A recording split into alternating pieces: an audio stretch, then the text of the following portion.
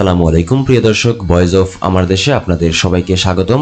আমার দেশ পত্রিকার আজকের বিশেষ প্রতিবেদনে আমরা দেখতে পাচ্ছি ইসরায়েলি বর্বরতার বিরুদ্ধে গর্জে উঠল বাংলাদেশ।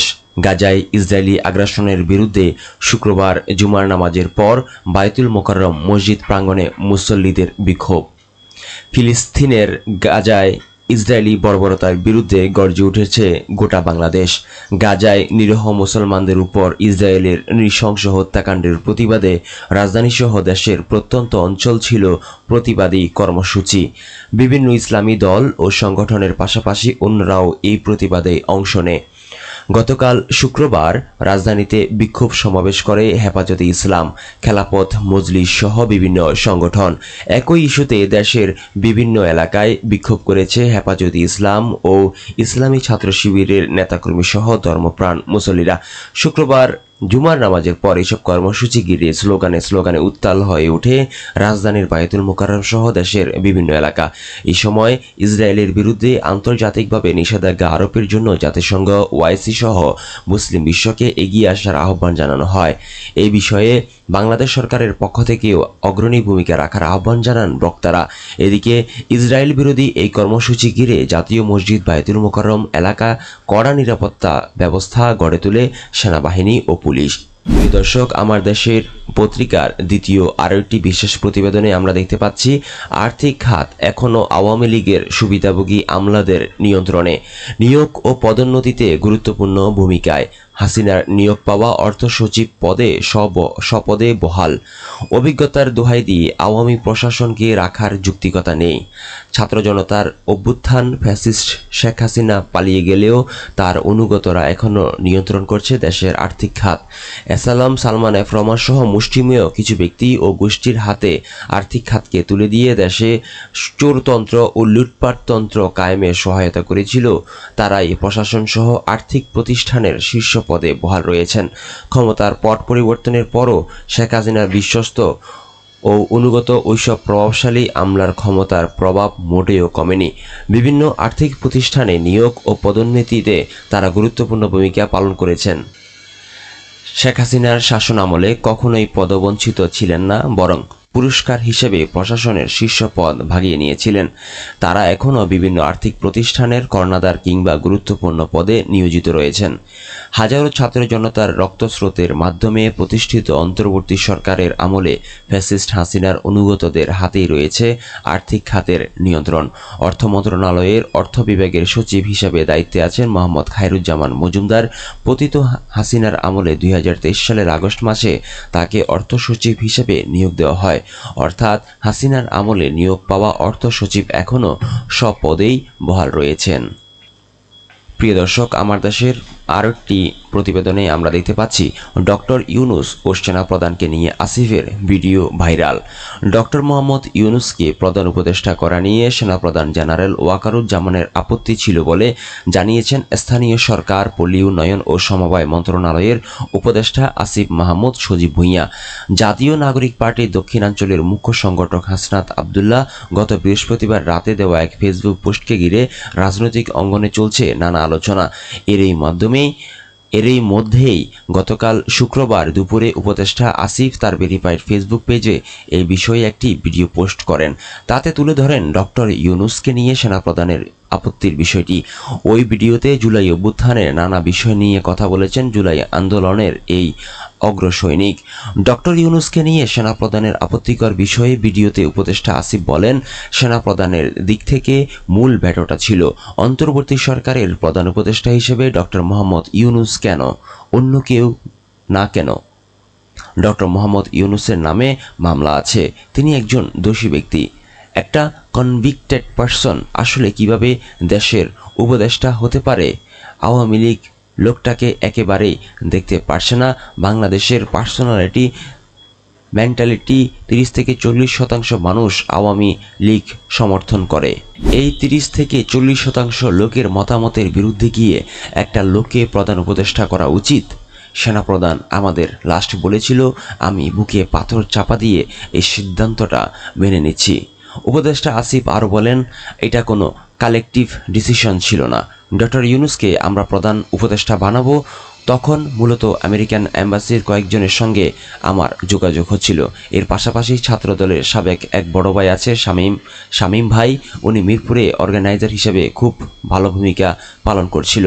ওনার যোগাযোগ ছিল মূলত মুশফিকুল ফজল আনসারীদের সঙ্গে। 1 তারিখ যখন আমাদের ডিবি থেকে ছেটে দেওয়া হয় তখন ওনার মাধ্যমে আমাদের ডক্টর আলী রিয়াজ, বদিউল আলম মজুমদারের স্যারদের সঙ্গে প্রাথমিক কথা হয়। 2 তারিখ মূলত আসল কথাবার্তা শুরু হয়। তখন আমি জিজ্ঞাসা করেছিলাম ডক্টর মোহাম্মদ ইউনুস আসবেন কিনা। যদি আমরা আহ্বান করি তবে সবার কথা একটি কথা ছিল, উনি আসবেন না। এর আগেও তাকে আহ্বান করা হয়েছে, তিনি পলিটিক্যালি রিফিউজ করেছেন। কিন্তু আমি সরাসরি ওনার সঙ্গে কথা বলতে চাই। তখন শামীম ভাই ওনার বর্তমান পিএস সাব্বির ভাইয়ের নাম্বার দেন। সাব্বির ভাই বলেন আমি তো স্যারের সঙ্গে নেই। তখন মঈন চৌধুরী নামে একজন স্যারের প্রেসিডেন্ট সেক্রেটারি হিসেবে কাজ করেছিলেন। সাব্বির ভাই আমাকে তার নাম্বার দেন। তখন আমি মঈন চৌধুরীর সঙ্গে যোগাযোগ করি 2 কিংবা 3 তারিখ। উনি বলেছিলেন স্যারের একটা ছোট সার্জারি আছে। স্যার তখন ফ্রান্সে ছিলেন। স্যার আমাদের একটি মেসেজ পাঠান যে তোমরা যেটা করতেছো আমি তোমাদের সঙ্গে আছি। স্থানীয় সরকার, পল্লী উন্নয়ন ও সমবায় মন্ত্রণালয়ের এই উপদেষ্টা আরও বলেন আমি বারবার ইনসিস্ট করছিলাম সরাসরি কথা বলতে, ডক্টর ইউনুসের সঙ্গে সরাসরি কথা বলতে।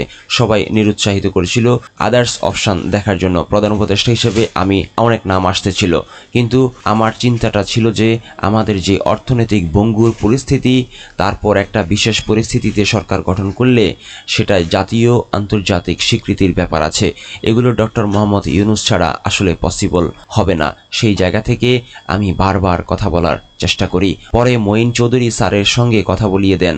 স্যারকে অ্যাপ্রোচ করার পর উনি বলেন তোমরা অন্য কাউকে ভাবো, এটা সম্ভাব্য 3 তারিখ। স্যার কয়েকজনের নামও বললেন যে তোমরা ওনাদের ভাবতে পারো। এর মধ্যে 2-1 জন আমাদের উপদেষ্টা পরিষদেও আছে। এখন স্যার বললেন আমার লাইফটা তো ভিন্ন, ডিফারেন্ট, ওই জায়গা থেকে আসবো কিনা। আমি যখন বললাম স্যার আপনাকে ছাড়া হবে না, আপনাকে আসতেই হবে, তখন উনি বললেন আমি ভেবে দেখি, তোমরাও ভাবো। আসিফ মাহমুদ বলেন 3 তারিখ তো অনেক কিছু অনিশ্চিত ছিল।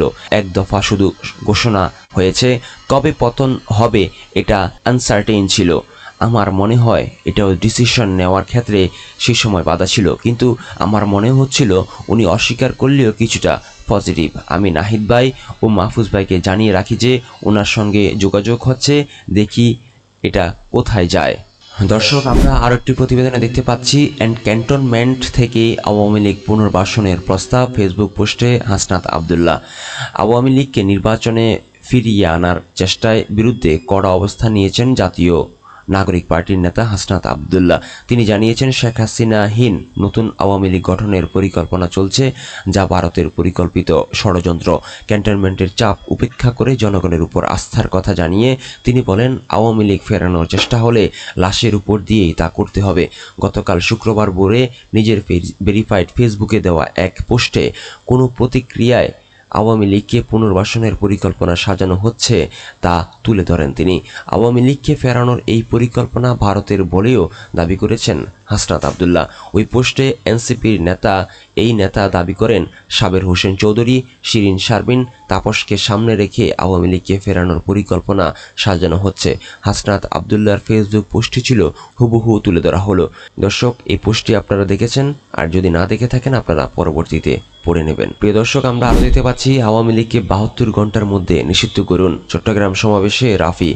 বৈষম্য বিরোধী ছাত্র আন্দোলনে চট্টগ্রামের সমন্বয়ক খান তালাত মাহমুদ রাফি বলেছেন যদিও আওয়ামী লীগকে আবারও পুনর্বাসনের চেষ্টা করা হয় তাহলে দেশ নতুন করে জুলাই অভ্যুত্থানের মুখোমুখি হবে। তিনি বলেন বাংলাদেশে আওয়ামী লীগ যদি রাজনীতি করতে চায় তাহলে তাদের ছাত্র জনতার লাশের উপর দিয়ে তা করতে হবে। গতকাল শুক্রবার চট্টগ্রামের নিউ মার্কেট মোড়ে আওয়ামী লীগকে নিষিদ্ধের দাবিতে এক ছাত্র সমাবেশে রাফি এই মন্তব্য করেন। হান্নান মাসুদ বললেন আওয়ামী লীগ পুনর্বাসনের চেষ্টা প্রতিহত করব।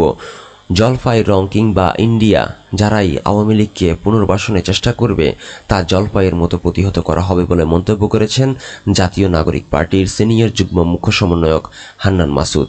আমরা আরও দেখতে পাচ্ছি দ্বিতীয় লড়াইয়ের জন্য প্রস্তুত হন। আওয়ামী লীগকে রাজনীতি থেকে নিষিদ্ধ করার দাবিতে নতুন লড়াইয়ের ঘোষণা দিলেন জাতীয় নাগরিক পার্টির উত্তরাঞ্চলের সংগঠক শারজিস আলম। তিনি এই লড়াইকে দ্বিতীয় অধ্যায় বলে আখ্যায় উল্লেখ করেছেন। ক্যান্টনমেন্টে আওয়ামী লীগকে পুনর্বাসনের প্রস্তাব নিয়ে বিতর্কের মধ্যেই বিভিন্ন রাজনৈতিক দল ও সংগঠনের বিক্ষোভ কর্মসূচির মধ্যে নতুন করে লড়াইয়ের এই আহ্বান জানিয়েছেন সার্জিস আলম। গতকাল শুক্রবার নিজের ভেরিফাইড ফেসবুক পেজে এক পোস্টে বললেন, লড়াইয়ের দ্বিতীয় অধ্যায়ের জন্য আমরা প্রস্তুত। প্রিয় দর্শক, আমরা দেখতে পাচ্ছি রাজধানীর বাংলা মোটরে শুক্রবার সংবাদ সম্মেলনে বক্তব্য দেন এনসিপির আহ্বায়ক নাহিদ ইসলাম। আমরা দেখতে পাচ্ছি আওয়ামী লীগ নিষিদ্ধের দাবিতে ব্যাপক বিক্ষোভ, গুট ব্যাক নাই, আওয়ামী লীগ মানেই গণহত্যাকারী ইনকিলাব মঞ্চ, আওয়ামী লীগকে ফিরিয়ে আরও একটি হত্যাযজ্ঞের জন্য জুলাইয়ে রক্ত দিই নাই, হত্যা রাজনীতির চর্চা করেছে আওয়ামী লীগ, বলেছেন জুলাই মঞ্চ। জুলাই গণহত্যায় সরাসরি জড়িত আওয়ামী লীগকে নিষিদ্ধ করা এবং এই গণহত্যার বিচারে দাবিতে ঢাকা বিশ্ববিদ্যালয় ক্যাম্পাসে দিনভর বিক্ষোভ মিছিল ও সমাবেশ করেছে বিভিন্ন ছাত্র সংগঠন। গতকাল বৃহস্পতিবার রাত ও শুক্রবার হওয়া এসব কর্মসূচিতে বিশ্ববিদ্যালয়ের সাধারণ শিক্ষার্থীরাও অংশ নেন। আওয়ামী লীগ নিষিদ্ধের বিষয়ে প্রধান উপদেষ্টার বক্তব্যের জেরে গত বৃহস্পতিবার রাত 1টায় তাৎক্ষণিক বিক্ষোভ করেন বিশ্ববিদ্যালয়ের সাধারণ শিক্ষার্থীরা।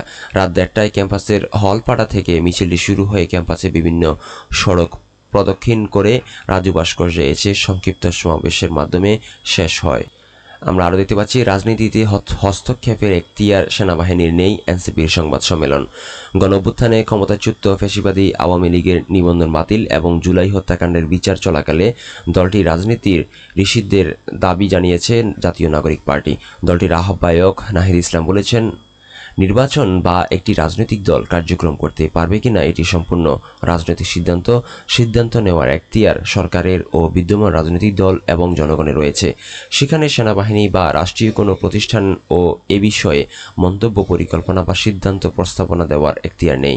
এ ধরনের চর্চা যাতে বাংলাদেশে না হয়, রাজনৈতিক সিদ্ধান্তগুলো রাজনৈতিক মহল নেবে, সেটা গণতান্ত্রিকভাবেই হবে। সামনে গণতান্ত্রিক প্রক্রিয়ায় উত্তরণে করতে চাইছি। দর্শক, দ্বিতীয় পাতার খবরে আমরা দেখতে পাচ্ছি ইতিকাফে বসলেন জামাতে আমির। পবিত্র রমজানের বিশেষ ইবাদত হিসেবে ইতিকাফে বসেছেন বাংলাদেশ জামাতে ইসলামী আমির ডাক্তার শফিকুর রহমান। গতকাল শুক্রবার 20 রমজান আসরের পর থেকে রাজধানী ঢাকার একটি মসজিদে এই ইতিকাফ শুরু করেন বলে জানা গেছে। আর দেখতে পাচ্ছি ক্যান্টনমেন্ট থেকে আওয়ামী লীগের পুনর্বাসনের প্রস্তাব, যেগুলো আমরা দর্শক প্রথম পাতায় পড়েছিলাম। প্রিয় দর্শক, আমরা দেখতে পাচ্ছি তৃতীয় পাতার মহানগরীতে এবার আরও বড় পরিসরে বাংলা নববর্ষ উদযাপনে প্রস্তুতি, তহবিল সংগ্রহে চারুকলা কর্মশালা শুরু, প্রথমবারের মতো জাতীয়ভাবে আয়োজন হচ্ছে, চাকমা, মারমা, ত্রিপুরা ও গারোদের অংশগ্রহণ। আমরা আরও দেখতে পাচ্ছি গাজা উপত্যকায় ইসরায়েলি হামলায় উদ্বেগ বিএনপির। প্রিয় দর্শক, আরও দেখতে পাচ্ছি গুলশানে সুমন হত্যাকাণ্ডে অংশ নেয় 3 সশস্ত্র ক্যাডার। গুলশানে পুলিশ প্লাজার সামনে গত বৃহস্পতিবার রাতে সন্ত্রাসীদের গুলিতে সুমন মিয়া ওরফে টেলি সুমন হত্যাকাণ্ডে 3 জন সশস্ত্র ক্যাডার অংশ নেয়। আইনশৃঙ্খলা রক্ষাকারী বাহিনী ইতিমধ্যে তাদের শনাক্ত করেছে। প্রিয় দর্শক, আমরা আরও দেখতে পাচ্ছি খালেদা জিয়ার রোগ মুক্তি কামনায় 15,000 লোকের ইফতার। আরও দেখতে পাচ্ছি রাজধানীতে ম্যাগনেটিক কয়েন প্রতারক চক্রের 4 সদস্য গ্রেফতার, ডিএমপির সংবাদ সম্মেলন। জনগণ আওয়ামী লীগকে সুযোগ দিলে আমাদের আপত্তি নেই। আমরা আরও এই খবরটি দেখে যাচ্ছি দক্ষিণখানে ঈদ সামগ্রী বিতরণ অনুষ্ঠানে রিজভী। বিএনপির সিনিয়র যুগ্ম মহাসচিব অ্যাডভোকেট রুহুল কবির রিজভী বলেছেন, যারা গণহত্যা ও লুটপাটের সঙ্গে জড়িত নন তাদের নেতৃত্বে আওয়ামী লীগের রাজনীতিতে কোনো বাধা নেই। জনগণ ক্ষমা করলে আমাদের কোনো আপত্তি নেই। গতকাল শুক্রবার রাজধানীর উত্তরার দক্ষিণখানে ফায়দাবাদ মধ্যপাড়া হাজী শুকুর আলী মাদ্রাসা মাঠে দুস্থদের মধ্যে ঈদ সামগ্রী বিতরণ অনুষ্ঠানে তিনি এসব কথা বলেন। দর্শক, আমরা দেখতে পাচ্ছি আওয়ামী লীগের পুনর্বাসন জনগণ মেনে নেবে না, ফেসবুক পোস্টে জামাতে আমির। আওয়ামী লীগের পুনর্বাসন জনগণ মেনে নেবে না বলে মন্তব্য করেছেন বাংলাদেশ জামাতে ইসলামীর আমির ডাক্তার শফিকুর রহমান। তিনি বলেন, এই সময় জনগণ অগ্রাধিকার ভিত্তিতেই গণহত্যার বিচারটাই দেখতে চায়, এর বাইরে অন্য কিছু ভাবার কোনো সুযোগ নেই। দর্শক, তৃতীয় পাতায় আরও দেখতে পাচ্ছি হত্যা গুমে সম্পৃক্তদের বিচার করতেই হবে, ইসলামী আন্দোলন মহাসচিব উনি কথা বলেছেন। ইসলামী আন্দোলন বাংলাদেশের মহাসচিব অধ্যক্ষ হাফেজ মাওলানা ইউনুস আহমদ বলেছেন, শহীদদের রক্তের দায় কোনো অবস্থাতেই ক্ষমা করা যায় না, রক্তের মূল্য বৃথা যায় না। গতকাল শুক্রবার কেন্দ্রীয় শহীদ মিনারে ইসলামী ছাত্র আন্দোলন বাংলাদেশ ঢাকা মহানগর দক্ষিণ আয়োজিত গণ ইফতার মাহফিলে প্রধান অতিথির বক্তব্যে তিনি এসব কথা বলেন। প্রিয় দর্শক, আমরা আরও দেখতে পাচ্ছি মোহাম্মদপুরে ছাত্রলীগের মিছিল, 3 ক্যাডারকে আটক করে পুলিশে দিয়েছে জনতা।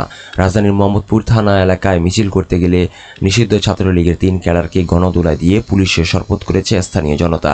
আটককৃতরা হলেন রাজু, লাবণী ও সিরাজুল ইসলাম।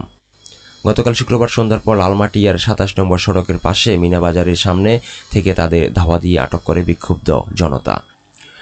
দর্শক, আরো একটি খবর দেখতে পাচ্ছি, স্পন্সরশিপের অভিযোগে মোদী সরকারের বিরুদ্ধে এক্সের মামলা। গাজায় ইসরায়েলি আগ্রাসনের প্রতিবাদে শুক্রবার পাকিস্তানের ইসলামাবাদে বিক্ষোভ। ভারতের তথ্য প্রযুক্তি বিষয়ক মন্ত্রণালয় অন্যায়ভাবে স্পন্সরশিপের ক্ষমতা চর্চা করছে, যাতে করে সহজেই বিভিন্ন অনলাইন কন্টেন্ট মুছে দেওয়া যায়। এ ধরনের পদক্ষেপের জন্য দেশটিতে সরকারি কর্মকর্তাদের বিপুল ক্ষমতা দেওয়া হয়েছে। সম্প্রতি ভারতের কর্ণাটক হাইকোর্টের আমেরিকান ধনকুবের ইলন মাস্কের মালিকানাধীন এক্সের পক্ষ থেকে করা এক মামলায় এমনটাই অভিযোগ করা হয়েছে।